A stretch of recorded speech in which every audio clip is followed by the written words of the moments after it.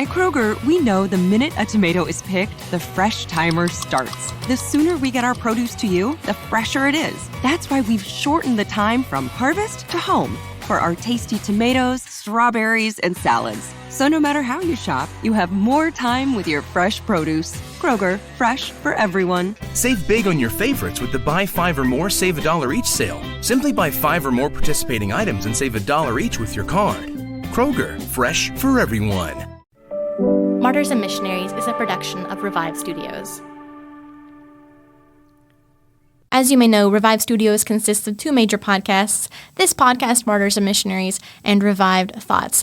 And this episode will also be posted in the Revived Thoughts link, and Troy will be acting as the host for this episode, so after I make my announcement, you'll hear his voice, so don't be alarmed. You haven't switched podcasts. Nothing has happened.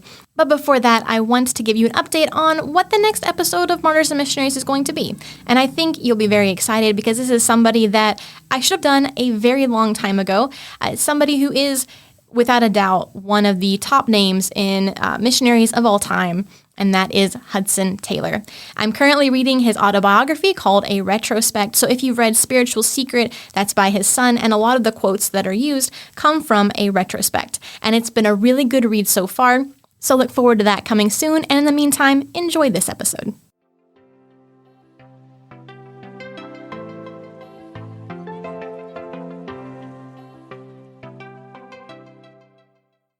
This is Troy and Elise, and you are listening to Revive Thoughts.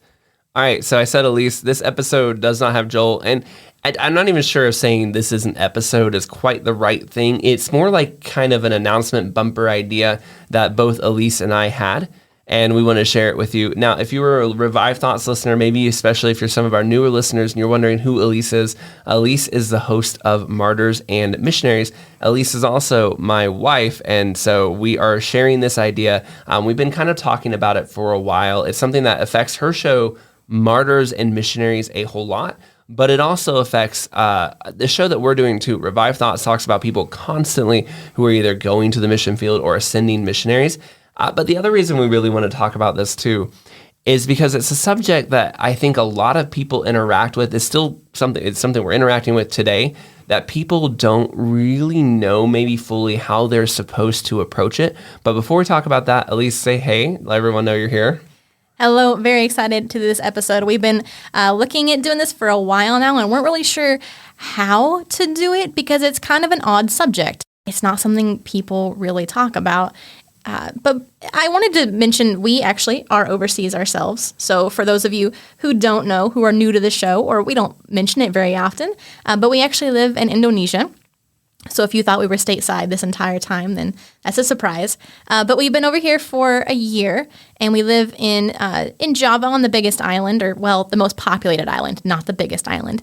And it's the most populated island in the world, isn't it? I believe it is. Yes. So it's a lot of people, and we live in this very small town. It's actually kind of at the foothills-ish of some volcanoes, and so we've got some really beautiful views. But Troy, what do you do? I teach at a Christian school. I teach to high school students. It's really great. We have students from all over the world who come to this school, students from South Korea and the Netherlands and America, and then some students from the community who go there. They're able to learn more about their faith, and it's a really cool thing to be a part of and get to teach a perspective that is maybe not always as common in a country like Indonesia that is predominantly Muslim. We love being here. We're really glad that we get to be here. And if you've been listening longer, maybe you've gone back to listen to some older episodes. I always love those listeners who are like, I've listened to all your episodes. I think that's crazy that some of you have done that because that's 4 years worth of podcasting.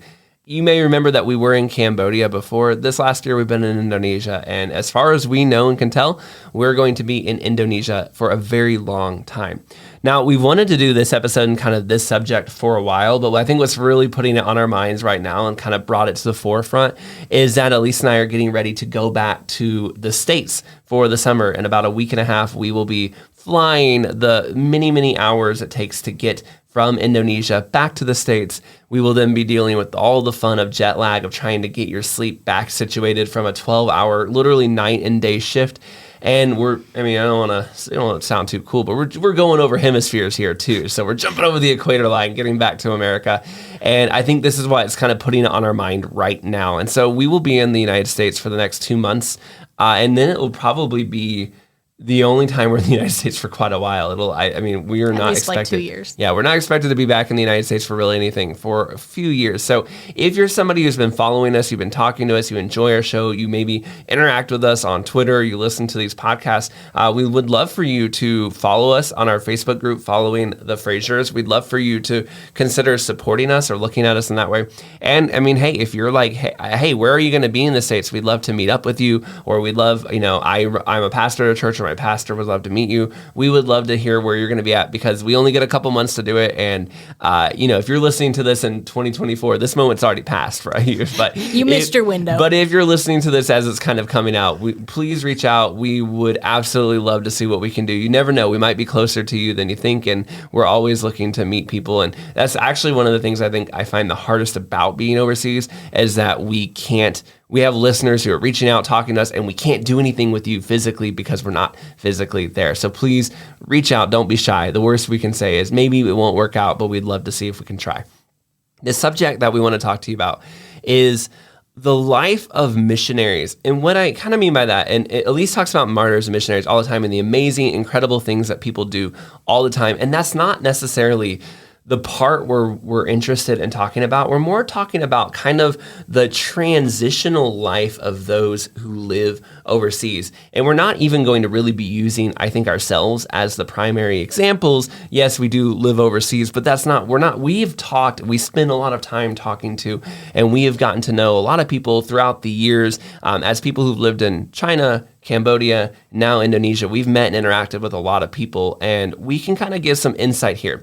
And I think one of the reasons why you might find our insight useful in this area is that Elise and I are probably not supported by you.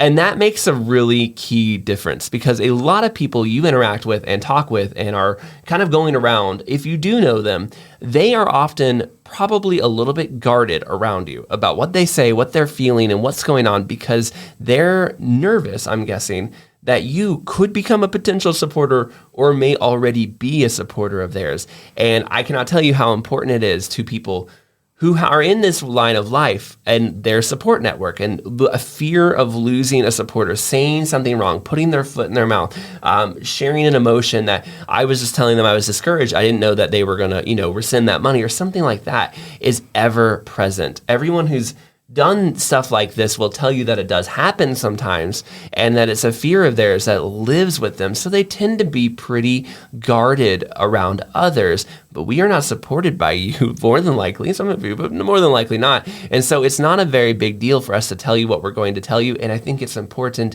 if you can, to listen to it, because if you have these people in your life, and most of us know somebody, right, at church who comes around once in a while, hopefully your church has some people they're sending. And if that's the case, these are probably some of the things that they would like you to know, but they're probably not going to say them to you out of that fear that they always seem to, kind of live in, whether it's justified or not. You might say, we would love for them to share more, but they don't. But this is probably what's on their mind and keeps them from doing that. Yeah, I think we're going to go in kind of the unsexy part of missions beyond the slideshows. I think a lot of us, and this was us growing up as well. You go to church on Sunday, and it's like, oh, hey, we've got like the Missionary is up talking, and they got their slideshow, and they've got their their traditional dress of whatever area that they're in, and they're really nice. But that's pretty much your exposure to missionaries. But you think about it, from the moment you say, hey, I think the Lord is calling me to do this, you are probably interacting with different organizations that you're going to go with. You may be doing some exploratory discovery trips to find out if you're going to be a good fit for the team, and if you're in the right location. You're then going to start beginning to raise support, which is going to take a lot of work. You're then going to be most organizations have different trainings that you're going to go off and do. And all of this is going to take, generally speaking, a year and a half to 2 years. Not everyone just flies straight up, kind of like we did. Most people, it takes a long time. And even for us, it was not immediate. It took probably 5 or 6 months. And that entire 5 or 6 months was incredibly stressful because we knew we weren't where we were supposed to be. We knew we needed to go somewhere, but also we weren't there yet. And I think that anybody who's in these 2-year, 3-year, decade-long transitions, it's got to be so stressful knowing that I'm supposed to be going somewhere. I'm not there yet. I'm raising something for this, but I'm not going to be here forever. And they're just stuck in this very long, flexible, transitionary loop. And then once they get out there, a lot of times they go to places that are not their final places either. They're either going for language training. Some of them are mechanics, so they're learning skills of how to fix airplanes or helicopters, and that takes extra years added on.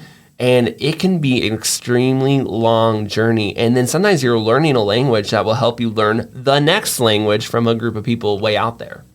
Yeah, I will say, using our city as an example, we have a lot of people that come from, they're usually with certain organizations that it takes them 1 to 3 years that they're here, that they know they're not going to be here long term. They're learning language, and then they go, further into the interior. And like Troy said, a lot of times they also learn the local dialect. So it's just a lot of changes and a lot of transition. And if you happen to have children, that's even more transition.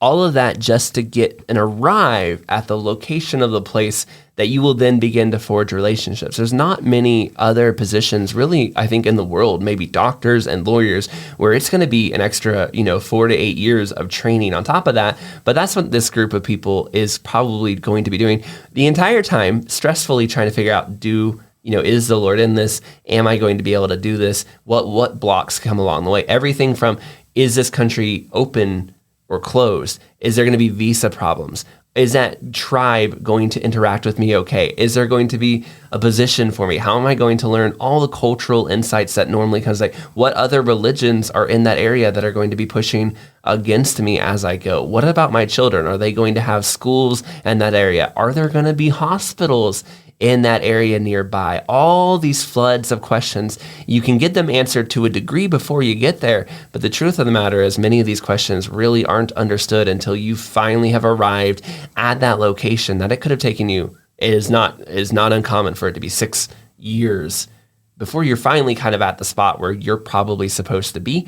And then your body gets to start adjusting. And here's another thing too, as you're going through those transitions, you're going to be getting hit with all kinds of diseases and flus, and you're going to be learning to eat food. And yeah, everyone talks a lot. One thing I think a lot of people will say, the overseas travelers will say, oh, we get asked a lot of food questions.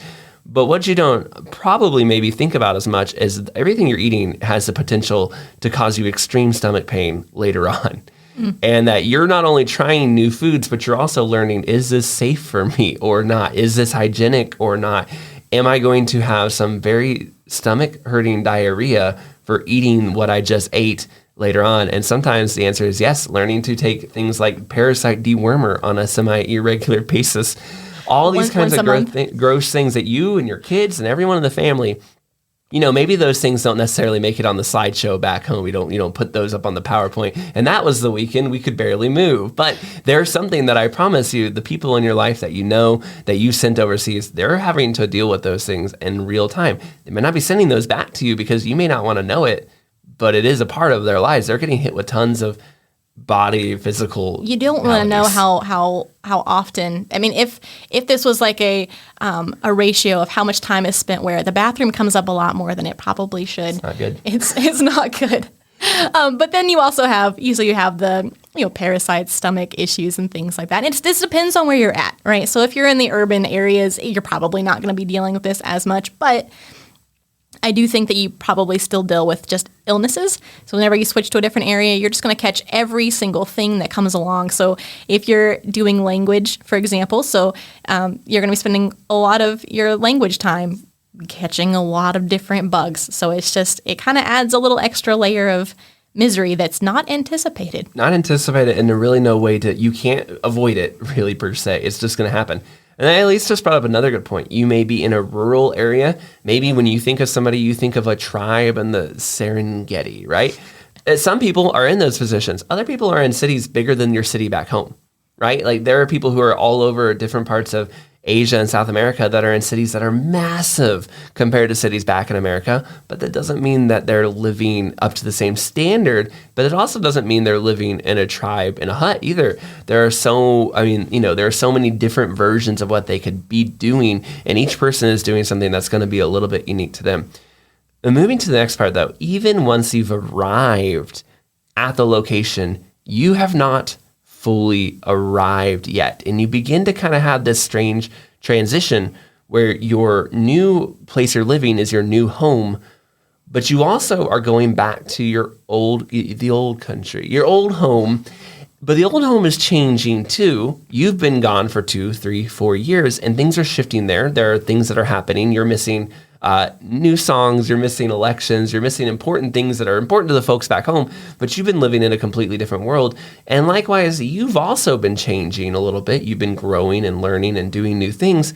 And there becomes a bit of a disconnect for the people who are back home and the people who are overseas. Now, again, a lot of times it's nothing intentional, but we've heard this over and over and over again from people, and we've experienced it ourselves. When we lived in China, we came back to the States and we were surprised, and I'll be honest, maybe even a little bit hurt at how few people asked us about our experiences or time in China and how little interest was really given. In fact, that there's a disconnect, maybe because people feel like they can't relate, or maybe because people just don't want to make other people uncomfortable, but they don't want to hear that much often from it. And it kind of goes in two directions, where either people think, oh my goodness, you're this amazing person because you go and do those things, or you're still doing that? Okay, I don't really want to talk about that. Let me tell you about what's going on in my life. And neither of those are really the most helpful ways to approach the person who's, been overseas for a couple years. I think it's difficult whenever you come back. It's kind of like reverse culture shock. I remember talking to a lady a few years ago, and she was coming from an area that was, big and developed. And you wouldn't really think this would be an issue, but she said I think she was in a drugstore. And she saw all these different just options available when she came back to the States, and she just started to cry, and she had no idea why. But there's just this thing that happens when you come back and you just feel out of place.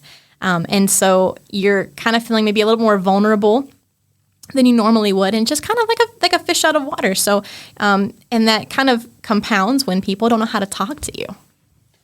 Yeah, I would say that in some ways when we lived over in China, I feel like people often ask you, do you feel culture shock?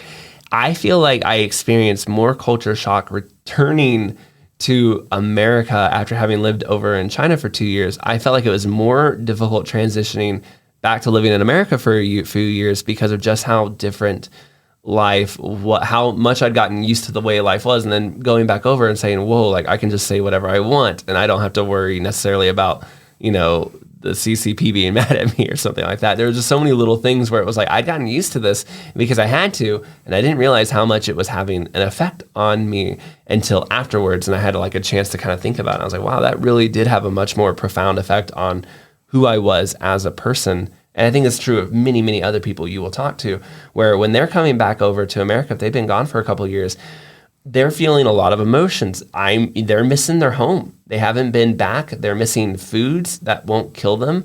They're missing people that they haven't seen in years. Oftentimes when you have holiday meals, you're going over and Thanksgiving, Christmas, visiting the folks, but oftentimes those overseas are not seeing them for 2 years. Think of how much if you have children, how much they grow in 2 years, and that's how long grandparents, uncles, aunts, everybody's going between seeing these children. And yet the other side of it too is when they're returning home, they're not often on vacation mode. Although they may have a summer or some months to furlough, this is not a time usually of rest. In fact, if anything, a lot of times we've heard many people say that, yeah, I may live in the tribes and I may be like the only doctor in the tribe, but I find it more work to be in the States for furlough because I'm talking to so many people, I'm meeting with so many people, I'm raising support, I'm explaining a vision or a mission that needs money. Our island needs a boat, or our group needs a plane, or whatever it is. And so I'm doing so much work like that. I'm just trying to catch up on everything that's going on. And in between all that, I'm fitting my only moments with my family that we're going to have for 2 or 3 years with me and my kids, my only chance to have a good cheeseburger for a while. All these things are getting squeezed into this one break of whatever that time might be for people. And so it's not necessarily a relaxing time in their lives. At least that's what we've been hearing and seeing. On top of all this information, like if you're thinking about it and you're going, I had no idea, or I knew a lot of that, how do you talk to people? Like how, when you're back home and you see these missionaries and you are like, I want to talk to them, how do I relate to them? My one word of advice from hearing all these different people talk about this, and once again, this does not come from me, just hearing other people talk about it, is don't feel the pressure to relate. Because let's be honest, you're not going to. I don't relate to a football player. I'm never going to do that. Yeah, I don't relate to the soldier who just came back from overseas, in a war combat zone. Not that every mission field is a war zone, but yes, there's it's people all the time that you see that you're never going to relate to, but that doesn't mean you can't have good conversations. Just don't feel the pressure that you have to be relatable. Don't feel the pressure that you have to ask interesting questions. Don't be afraid to just come up and say, hey, what are some of the coolest things that you've seen? What are your favorite aspects of ministry? What are some of the closest, the coolest relationships that you've been building? Things like that are just questions you don't often get asked, or maybe you do get asked, but it doesn't matter because just the effort that you're making and reaching out, I think goes a long way. Yeah, I think a lot of people just, when they're doing these things, they're visiting churches, or just looking, from my experience, what I think I've seen is a lot of people are just looking for a friendly face. And somebody that they can feel comfortable to just be themselves, let their guard down a little bit and feel relaxed, that they know they can just talk to you. So if you're somebody who has these people in your lives are moving through your community, or they're coming to town this summer, or that you maybe have a family or a relative, just talking to them as if you would talk to anybody else is probably most what they want. And they also probably do want to share the ministry that they are a part of. And I think that so often these groups of people are treated differently than a lot of other groups of people. They're either, again, treated too much as too holy, or I can't relate to you, so I don't know how to talk to you, so I'm just kind of shutting you out. And that's not what they want to do. They really just want to come back and share. They're usually in the States for that reason, to come back, share some of their story, and get some more people praying for them and stuff like that, and get some time to relax. And so that's really what they're looking for. They aren't looking for you to ask the deepest, best question you've ever asked. Same with your pastor. Your pastor probably isn't sitting there going, I hope a congregant asks me the best question he's ever asked. I want him to really think about it. Hit me with a question from Kierkegaard. He's just looking for normal conversation between the stressful times of preaching and visiting congregants, and just wants to know that his community cares about him. These people who are traveling into your life for a minute, they have even usually less connections, less support, less network.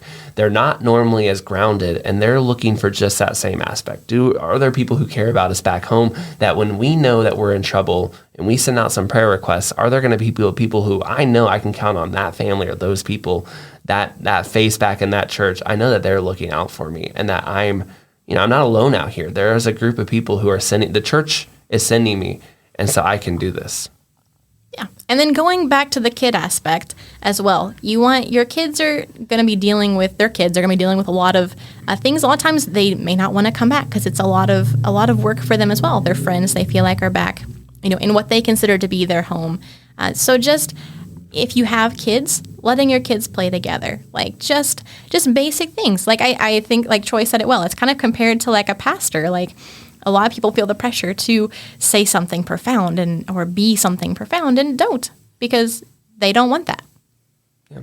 And if you also, once these people are back out, they've done their furlough, they've done support, they've done what they needed to do. Hopefully you're interacting with them. Once they're back out, it's always great to remember them. Send them a once in a while message, Are you looking out for them? Do they know? Or do you just see the newsletter go by once every couple months and you read through it and you go, I'm going to pray for them, and that's about it, and are you waiting for them to see them again?